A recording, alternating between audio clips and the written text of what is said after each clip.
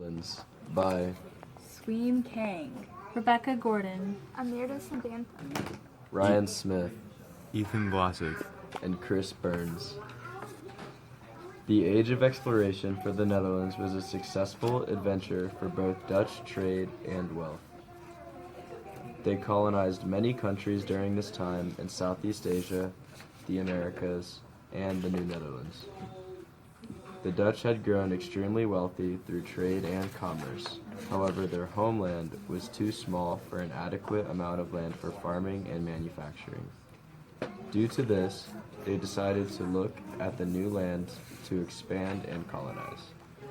This led them to travel to Indonesia and the Spice Islands, where they seized a Portuguese fort in Moluccas, and then gradually pushed them out of the spice trade.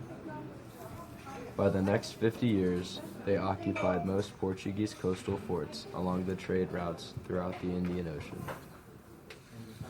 The Dutch began to consolidate their political and military control over this entire area and created a fort at Batavia, where the Dutch East India Company was established. They established pepper plantations, which soon became sources of massive profits by the end of the 18th century. The entire Indonesian archipelago was under their control. The Dutch also explored the New World, and the individual most responsible for this was Henry Hudson. Henry Hudson was an English navigator and explorer who repeatedly tried to find a route from England to Asia without success.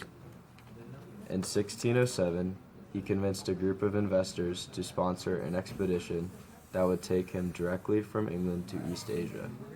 After several failed attempts, in 1609, he decided to try and find the Northwest Passage by taking a more northern route and traveling around England, which is when he discovered the Hudson Bay. He thought that he had discovered a passage that would lead him through the continent to the Pacific Ocean, and refused to return to England without confirming this.